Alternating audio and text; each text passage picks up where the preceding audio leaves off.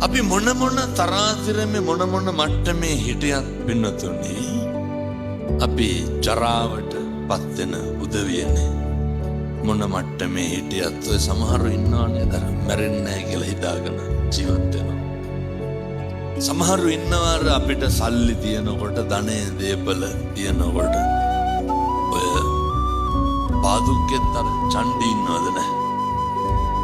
ඒ කියන්නේ IRC level එකේ මිනිස්සු ඉන්නවා. සමහරට පාදුක්කේම නැතුවත් ඇති.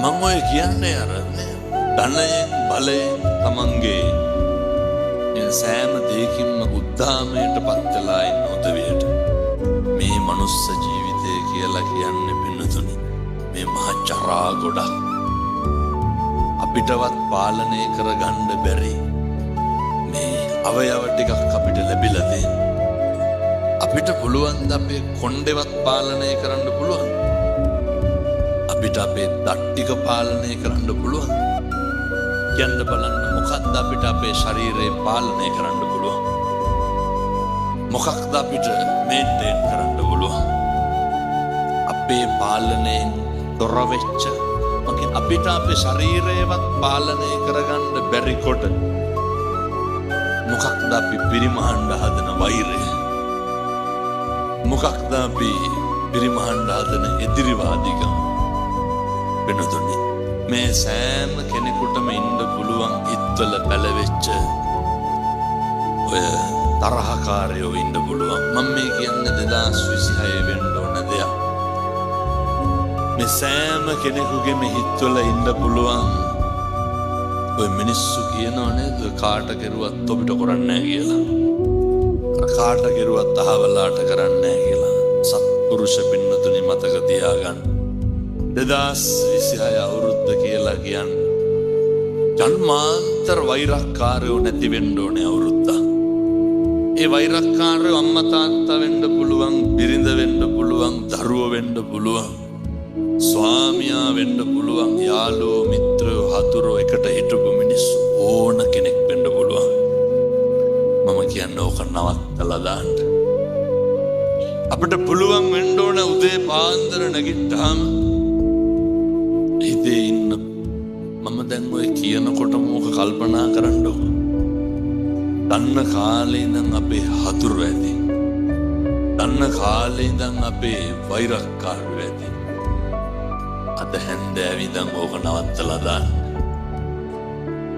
ඔය මොන විදිහෙන් හරි කමක් නැහැ අපි මරන්න ඇවිල්ලා ඇති අපි කපන්න කොටන්න ඇවිල්ලා ඇති දේපල ඉඩ කඩන් අහිමි කරලා ඇති පින්නතුනි මේක අද නවත්තලා දාන්න ඒ සෑම මේ ලැබපු මිනිසත් භවය තුල මැරිලා යන්න කලින් මොකක් හරි යහපත් කටයුත්තක් වෙන්න ඕන නම් ඒ වෙන්න ඕන දෙයක් තමයි වෛරය නැති මිනිස්සෙක් විදිහට මැරෙන්න ඕනේ මැරෙන්න කලින්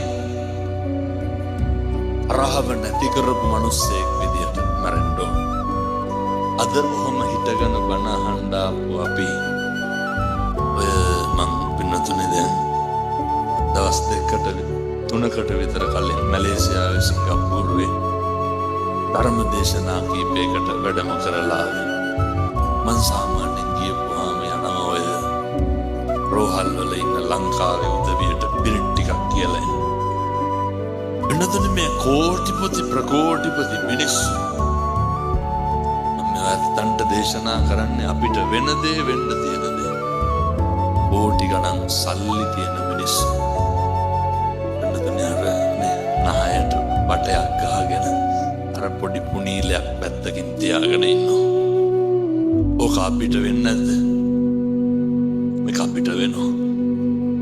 මේ තමයි බුදුවරු උගන්වපුවේ චරාවට පත් වෙන එක ව්‍යාධියට පත් වෙන එක දරුවෝ තිබ්බාය හිටියාය කියලා එක වෙනස් නොවී තියෙන්නේ නැහැ.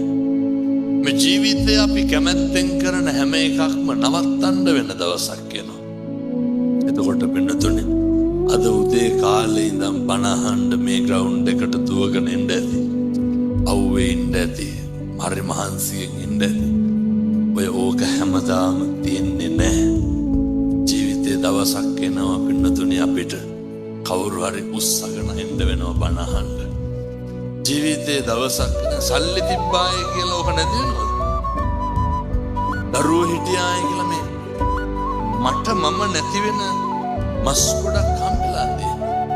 දැන් මට කියන්න බලන්න මොකද්ද අපිට පිරිමහන්න තියෙන ඉදිරිවාදීකම? මොකද්ද අපිට පිරිමහන්න තියෙන වෛරය? එහෙනම් දරුවෙකුටවත් සෝ කියලා කතා කරන්න එපා. දරුවෙකුටවත් හතුරුකම් කරන්න එපා. බිරිඳට ස්වාමියාටවත් හතුරුකම් කරන්න එපා. සංසාරේ කරපු හතුරුකම් වල ප්‍රතිඵල තමයි ඔය පස්සෙන් එන්නේ.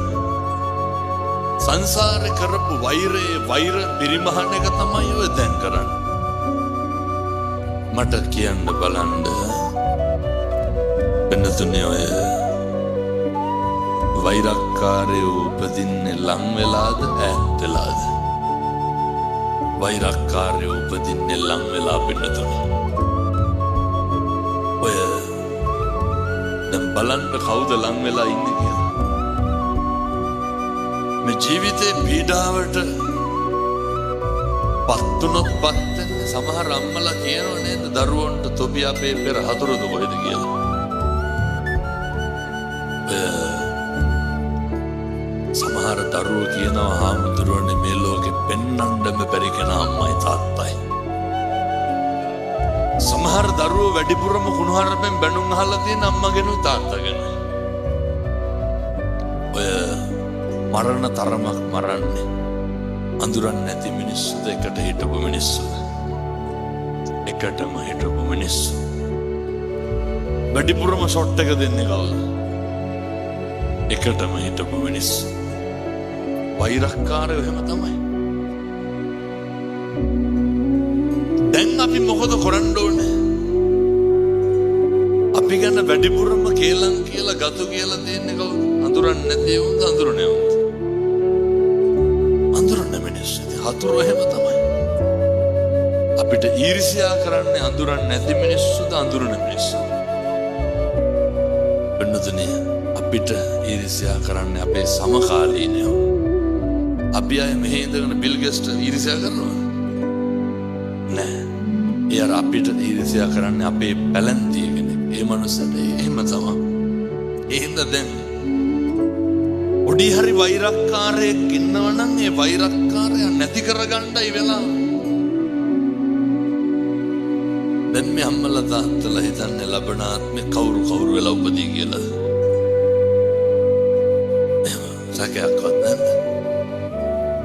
සැකයක්වත් තියාගන්න එපා. කල්ප ගානක් යනකම් මිනිස්සු වෙලා නම් උපදින එකක් නෑ. හේතුව